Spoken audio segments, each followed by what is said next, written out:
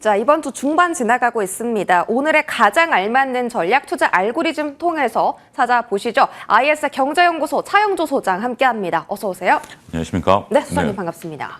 자, 빠른 순환매에 대응하는 방법. 어제는 저희가 트레이딩 장세의 옥석 가리기라는 키워드로 시장을 한번 정리를 했었는데 또 다시 갈피를 잡기 어렵게 됐어요. 오늘 또 다시 조선 방산이 시장을 치고 올라오면서 어떻게 하면 내 포트를 좀 안전하게 가져갈 수 있을까가 좀 고민되는 시기거든요. 다시 조선 방산, 일단 첫 번째로 방산부터 보겠습니다. 오프닝에 제가 말씀드렸던 것처럼 골든돔 프로젝트가 발표되면서 계획이 발표된 거고요. 우주항공이라든지 방산 종목들이 좀 급등하고 있습니다. 그 외에도 또 다른 이슈가 있나요? 방산은 왜 이렇게 잘 가죠? 어차피 지금 현재 시장의 축은 방산조선에 대한 부분들은 좀 있는 것 같아요. 그러니까 이제 골든돔 프로젝트라는 것이 지금 이제 우리나라가 여기에 참여할 수 있느냐 여부, 그다음에 우리나라 기업이 어떻게 수혜를 받느냐 이런 걸 지금 따진다라면 우문우답이다라고 좀 말씀드릴 수 있겠죠. 왜냐하면 지금 시장에 있어서는 어떤 하나의 트렌드, 그러니까 지금 나름대로 강했던 섹터들에 대해서는 내러티브가 붙으면 무조건 올라가는 그런 부분들이 좀 되는 것 같아요. 근데 한 가지 이제 투자들이 현명해지시는 것들이 그것을 적당히 이용한다라는 거죠. 어제만 하더라도 우리가 이제 그 우크라이나 전쟁이 끝나면서 재건주들에 대한 것들이 개장 전에 많이 회자가 됐었던 걸로 알고 있습니다. 하지만 딱 막상 뚜껑이 열리니까 어떻게 됐죠? 실질적으로 올라가는 것은 그렇게 많지 않았어요. 네. 그렇기 때문에 그만큼 현명해지신 거예요. 오늘도 이렇게 올라가는 부분들이 과거 같으면 막 치고 올라가는데 10% 내외로 올라간다라는 부분들로 봐야 되겠죠.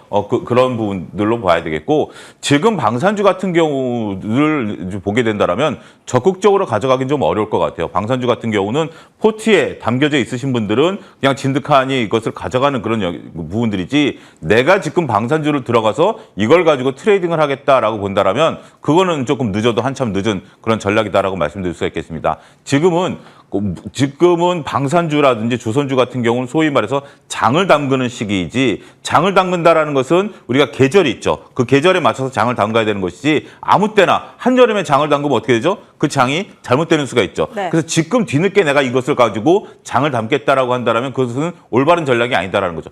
좋은 주식이라도 때가 있는 법이죠. 때에 맞춰서 하는 거고, 지금 내가 이걸 트레이딩을 하겠다? 그렇다면 별로 이것은 그냥 눈으로 보시고 트레이딩을 하려면 다른 쪽에서 하시는 전략을 구사하는 것이 현실적인 방법이 아니겠나라고 말씀드릴 수 있겠고, 또 한 가지 지금 이제 조선방산 같이 얘기해야 될 카테고리가 있어요. 지금 보면 우리가 일부 방산주들, 그다음에 조선주들 같은 경우, 특히 이제 한국조선해양 같은 경우 차트가 위에서 딱 좀 닫혀 있는 구간이에요. 이것을 뚫어주느냐 안 뚫어주느냐가 상당히 관건이 된다라고 좀 말씀드릴 수가 있겠습니다. 왜냐하면 뚫어주지 못하면 조정 가능성도 염두에 둘 수 있거든요. 그래서 저는 조선방산을 갖고 계신 분들이라서 밑에서부터 꾸준히, 제가 이제 MTN에서 꾸준히 좀 말씀드려왔고 같이 수익이 나온 구간들이다라면 저라면 한 30% 정도는 현금을 지금 챙기는 게 오히려 좋다. 여러 가지 이슈들이 있음에도 불구하고 제가 항상 말씀드린 것이 상대 강도다라는 거죠. 지금 방산조선이 막 오늘 올라가는 것처럼 보이지만 고점을 뚫어주지 못했다. 네. 그다음에 두 번째는 방산조선에 대해서 막 여러 가지 얘기가 붙었습니다만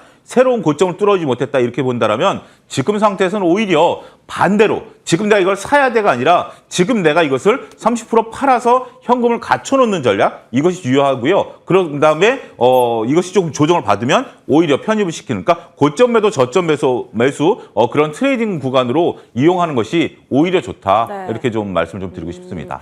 근데 사실 조선하고 방산은 실적을 걱정할 필요가 없을 정도로 펀더멘털이 굉장히 튼튼하잖아요. 그게 이미 주가에 반영됐다라고 보시는 거예요? 지금 가격이 높으니까 조정을 기다리자라고 하셨기 때문에. 지금 이제 차트와 펀더멘탈을 구분할 필요가 있는 거죠. 지금 수주잔고들이 막대하게 있는데 지금 이 소식을 수연 앵커도 그렇고 저도 그렇고 모르나요? 다 알죠. 다 알고 있는 사실이에요. 그리고 이런 것들이 앞으로 더 이상 퍼포먼스를 보일 가능성에 대해서는, 그러니까 우리가 성장은 하되 성장률을 봐야 된다라고 좀 말씀드릴 수가 있겠죠. 한계효용 체감의 법칙이라는 게 있습니다. 제가 항상 밥을 2공기씩 먹으면 그냥 차영주가 밥을 많이 먹는 거예요. 근데 처음에 반 공기 먹다가 한 공기 먹다가 2공기 먹으면 어떻게 되는 거죠? 이건 쭉쭉쭉 많이 먹는 거죠. 그러니까 차영주가 수연 앵커 대비해서 밥을 많이 먹는다 그래서 제가 항상 주가가 높아야 되나요?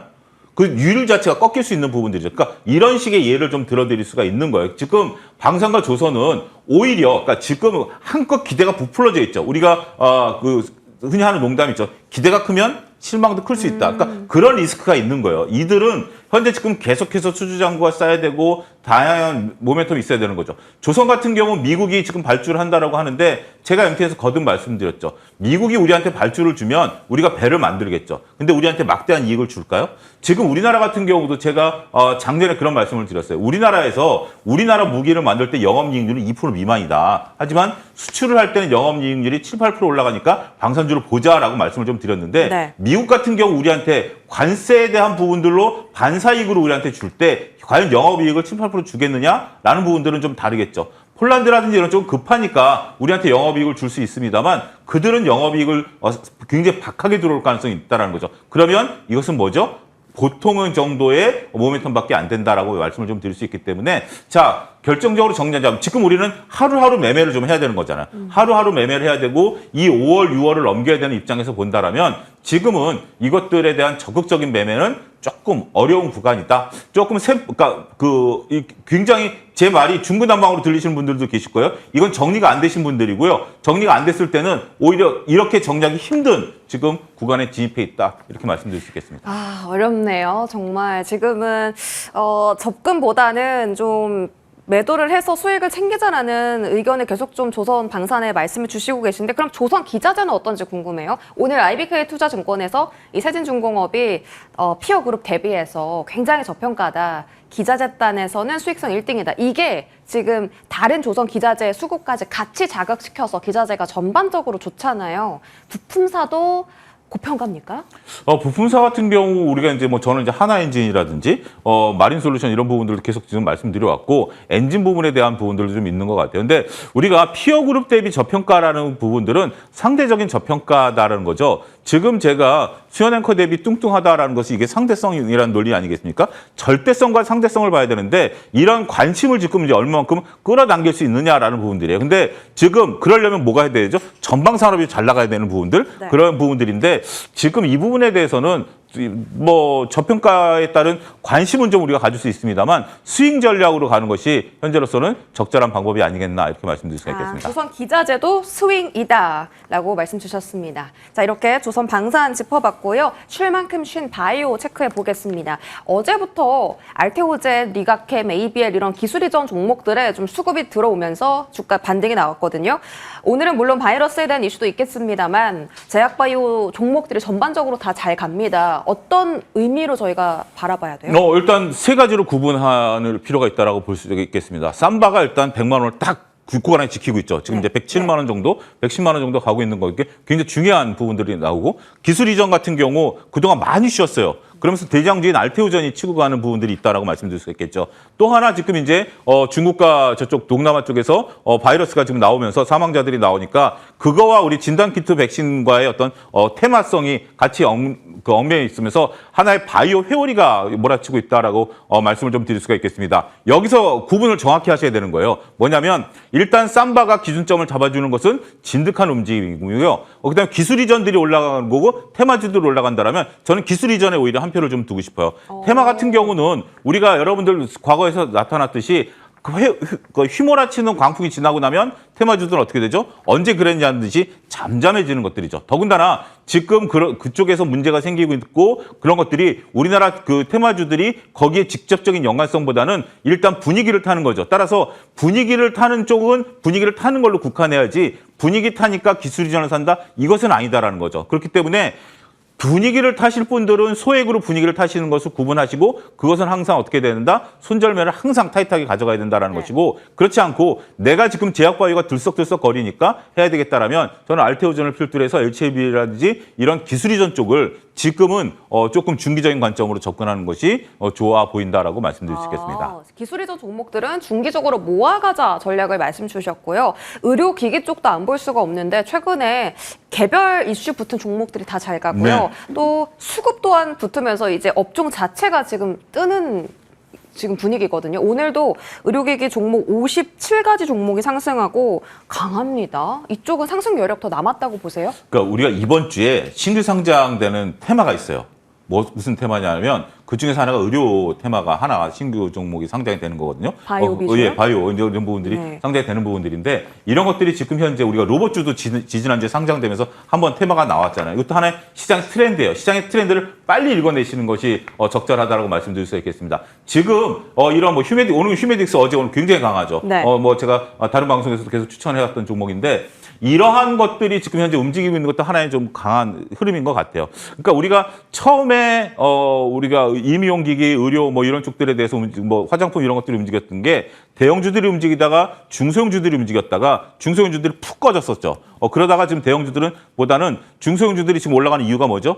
가장 중요한 것은 수출 실적이 나온다라는 거죠. 이제 수출주로 봐야 된다라는 거죠. 삼양식품을 우리가 단순하게 음식료로 봐야 되나요? 수출주로 봐야 된다라는 거죠. 과거에 우리가 수출주의 영광을 이제 삼양식품에서 찾을 수 있는 부분들이고 오리온이 상대적으로 못 오르는 건 뭐죠? 수출을 안 하는 거죠. 왜냐하면 현지 공장이 있는 거기 때문에. 그래서 지금은 중소형 단에 있는 시총이 조금 그렇게 크지는 않습니다만 이런 종목들이 수출이 늘어난다. 휴메딕스가 오늘 강한 게 뭐죠? 브라질과 중국, 베트남의 수출이 급증했다라는 소식 아니겠습니까? 이런 뉴스들을 보게 된다면 수출주들, 그러니까 그냥 수출이 잘 되고 있는 기업들 이런 쪽들에 대한 관심 지속적으로 가져갈 필요가 있지 않겠는가 말씀드릴 수 있겠습니다. 수출주로 변모했기 때문에 그렇죠. 우리가 좀 다르게 시선을 가져가야 한다. 상승 여력 조금 더 있다라고 좀 판단을 해보고요. 코로나 바이러스 다시 재확산 우려, 니파 바이러스 다시 동남아에서 지금 발생했다.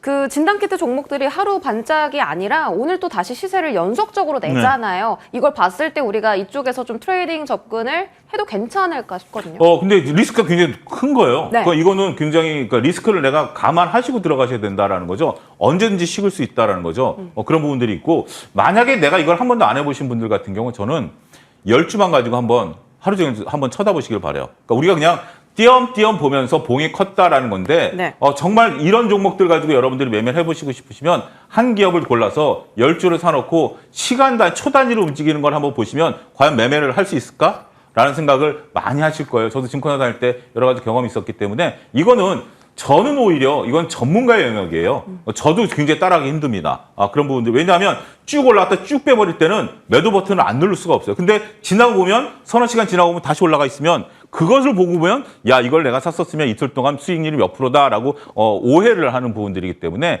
이러한 부분들에 대한 것은 근데 니파 바이러스랑 우리나라 진단키트랑 좀 어떤 관계냐 이 얘기를 해가지고는 답이 없는 거고요. 이것은 전문가의 어떤 트레이딩의 영역 구간이다 이렇게 정리하는 것이 오히려 나을 것 같습니다. 하라 마라가 아니고요. 하시려면 제대로 하실 수 있는 분만 하셔야 된다.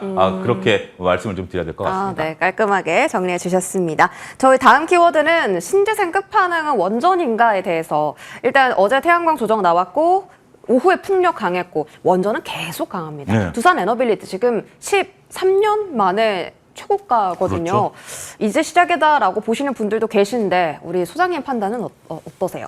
일단 지금 우리가 원전에 저도 원전에 대한 생각이 바뀌었어요. 그러니까 제가 2024년까지 원전에 대해서 단 한 번도 긍정적으로 제가 이제 MTN 전문위원 할 때도 말씀드린 적이 없어요. 왜냐하면 원전이라는 것은 오랜 시간이 걸리는 것이고 원전이라는 것은 우리가 이제 그 다양한 이슈들이 있었기 때문에 결국 올라갔다 떨어지고 하면서 굉장히 좀 많은 분들이 고통스럽게 했던 부분들 아니겠습니까? 근데 지금 이제 원전에 대한 생각이 미국도 바뀌었고 우리도 이제 바뀌는 거죠. 결국은 다른 대안이 없다라는 측면에 있어서 원전을 바뀌면서 저도 원전에 대해서는 긍정적인 부분들로서 좀 최근에 좀 말씀드리고 두산 에너빌리티도 몇 차례 추천을 좀 드렸던 그런 부분들이 있는데요. 우리가 이렇게 한번 좀 생각을 해보셔야 될 것 같아요. 지금 이제 작년에 제가 그런 얘기를 했습니다. 작년 여름에 이런 말씀을 좀 드렸을 텐데 작년 초반에는 하이닉스만 제가 주구장창 말씀드렸죠. HBM을 보자. 그다음에 이게 끝나고 나면 전력 인프라가 될 것이다. 왜냐하면 전력이 부족할 것이고 전력 인프라는 그것이 만들어지는 기간이 필요하기 때문에 그 다음을 보자라고 말씀드렸고 그게 이제 최근에 좀 올라가는 부분들 아니겠습니까? 일단 지금 이제 원전과 관련해서는 근데 두산 인프라를 원전으로 봐야 되느냐라는 부분들을 놓고 보면 네. 원전보다는 지금 현재 하고 있는 일을 가지고 이익을 잘 내고 있는 거거든요. 그런 부분들을 놓고 원전이 플러스 알파가 붙는 거죠. 지금 두산 에너빌리티가 신규 원전과 관련돼서 어떠한 일도 아직은 수행하고 있지는 않아요. 기존에 있었던 것들을 수행하고 있는 것들이고 그렇기 때문에 두산 에너빌리티가 지금 실적을 바탕으로 올라가는 거다. 여기에 원전은 추가적으로 붙는 거다. 원전이 붙을 때는 뭐가 올라야죠? 한전 KPS 같은 종목들이 올라야 되는 거죠. BH 같은 종목들이 올라줘야 되는데 그런 것들은 못 따라오고 있잖아요. 그래서 좀 구분할 필요가 있다라고 좀 말씀드릴 수 있겠고 하지만 우리가 이제 태양광 같은 경우는 IRA 법에서 추가적인 부분들이 없다 하더라도 풍력 같은 경우 오늘 뭐 CS 윈드라든지 어제는 CS 베어링 이제 상한가 쳤고요. 네. 이런 부분들이 움직인다라는 부분에서 보면 이것은 전력 인프라라든지 우리 이제 지금 대선 공약과 관련돼 있는 부분들 이런 부분들을 좀 같이 보게 된다라면 전 지속적인 관심이 좀 필요하다. 단 이것도 상당히 지금 이제 리스크가 많이 커진 거예요. 그러니까 우리가 워렌 버핏을 필두로 해서 많은 분들이 얘기할 게 그렇죠. 좋은 주식을 사라라고 얘기하시지 않으셨어요. 좋은 주식을 싸게 사라라고 말씀하셨죠. 굉장히 이제 중요한 포인트인데요. 지금 좋은 주식인 건 맞아요. 그렇기 때문에 보유자의 영역이고 신규로 진입할 때는 어떤 걸 해야 된다? 리스크 관리가 병행해서 들어가야 된다. 그러니까 지금 두산 엘리베이터 사야 돼요, 말아야 돼요라는 질문은 이거는 정말 질문 자체에 좀 어폐가 있는 거예요. 좋은 주식은 맞아요. 보시는 거예요? 예? 지금 가격이 높다고 보시는 거예요? 일단 지금은 단기간에 급등을 했기 때문에 네. 우리가 그렇잖아요. 뭐든지 저보고 제가 항상 말씀드리면 저보고 밥을 5공기 먹으라면 먹습니다. 하지만 5분 내에 밥을 5공기 먹으라면 체하는 거죠. 그러니까 주식이라는 게 천천히 걸어가는 거하고 단기간에 움직이는 거하고 차이점을 잘 구분하실 네. 필요가 있다. 5공기는 충분히 할 수 있는 저는 주식이라고는 봐요. 하지만 단기간에 너무 급하게 밥을 먹은 면도 있다. 이렇게 정리하겠습니다. 네. 두산 에너비를 지금 단기 급등이기 때문에 접근에 대해서는 신중하게 시기를 고민할 필요가 있다. 지금은 급등이다라고 체크 주셨고 전력기 기준에 그럼 가격 메리트가 있잖아요. 네. 고점에서 30% 이상 내려오고서 어제 이제 좀 반등이 나온 건데 그럼 이쪽은 좀 메리트가 있다라고 보세요? 근데 근데 요것에 대한 부분들은 저도 그 고민을 좀 많이 했는데 지금 그 투자자들이 어떤 생각을 갖고 계시는지 이제 제가 좀 미뤄 짐작하면 네. 한 가지는 단기간에 급등하는 종목들 어제 같은 경우 CS 베어링이 상한가 치고 가니까 막 종목들이 올라가다 보니까 그런 거에 익숙해지신 거에 대한 조금 잔소리 비슷한 게 해야 될 것 같아요. 지금 전력 인프라 관련주들은 좋습니다. 하지만 모아가자 전략 아주 좋습니다. 하지만 단기간에 내가 이걸 상한가라든지 단기간에 어떤 뭐 우리가 뭐 쇼브란 단어밖에 생각이 안 나네요. 이렇게 할 수 있는 부분들을 놓고 본다라면 그거는 조금 무거운 주식이다. 아주 모아가자 이렇게 전략을 세우겠습니다. 전력 설비는 모아가자. 그리고 원전은 조금 기다려보자. 이렇게 판단 내려주셨고 반도체 한번 볼까요? 어제 반도체 소부장단이랑 하이닉스도 좋았는데 오늘은 좀 다른 섹터가 올라오다 보니까 상대적으로 빛을 못 받고 있습니다. 지금 컴퓨텍스 계속되고 있고 네. 뭐 여러 가지 뭐 디램 가격 상승, HBM4 얘기 계속 나오는데 반도체 대체 언제 집중받을 수 있어요? 저는 하이닉스가 뭔가 지금 여러분들 하이닉스 혹시 공매도 잔량 체크해 보셨는지요? 있나요? 하이닉스가 18만 원대에 공매도가 하루 거래량 중에 거의 10% 넘게 공매도가 들어왔습니다. 그런데 그 뒤로 외국인들이 집중적으로 사고 있어요. 그러면 뭘까요? 그 공매도는 누가 했을까요? 기관? 개인이었을 가능성이 높죠. 그래요? 지금은 이제 개인도 공매도가 가능하니까. 기관과 외국인들이 꾸준히 사고 있습니다. 그러면 주가는 올라가고 있죠. 그러면 지금 단기간에 그때 공매도 세력들은 한 10% 정도 손해를 봤을 가능성이 있다라고 제 나름대로 해석을 하는 거예요. 왜냐하면 20만 원, 18만 원에서 20만 원 올 때 외국인 기관들이 꾸준히 샀어요. 근데 공매도가 그때 늘어났고 지금은 공매도가 생각만큼 많이 안 나와요. 그런 부분들을 놓고 본다면 저는 하이닉스가 21만 원을 넘어서는 순간 단기 공매도 쇼커버링이 들어올 가능성도 있다. 어제 같은 경우 일단 우리가 11%씩 올라가는 종목들도 일부 좀 있지 않았습니까? 그게 공매도 쇼커버링일 가능성도 일부 배제할 수 없는 거거든요. 그런 부분들을 좀 놓고 본다면 최근에 그런 종목들이 몇몇 종목들이 보여요. 네. 고점에서 확 치고 올라가는 종목. 개인들이 공매도 쳤다가 쇼커버링이 들어오는 뭐 그런 부분들이기 때문에 저는 하이닉스를 지금 구간에서는 적극적으로 매수 20만 원군이기 때문에 지금 오늘 안 올라간다고 저는 소외될 게 아니라 적극 매수 이렇게 말씀드리겠습니다. 그럼 하이닉스 적극 매수고 소부장단도 적극 매수할 수 있는 종목 있습니까?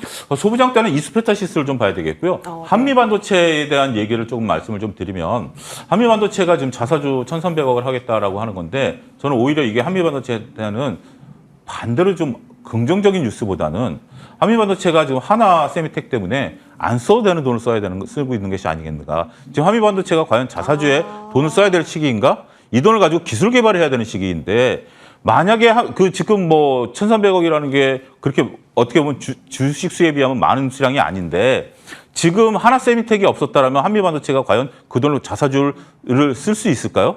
저는 그렇게 본다라면 앞으로 둘이 경쟁이 심화되면 어떻게 되죠? 한미반도체는 계속 기술 경쟁해야 되고 가격 경쟁해야 되고 주주 친화 정책에 써야 하면서 각종 비용을 써야 됩니다. 그런 부분을 놓고 본다라면 안타깝게도 한미반도체는 좀 냉정한 판단 하시는 것이 좋지 않을까 말씀드릴 수 있겠습니다. 좋습니다. IS의 경제연구소 차영조 소장과 함께했습니다. 고맙습니다.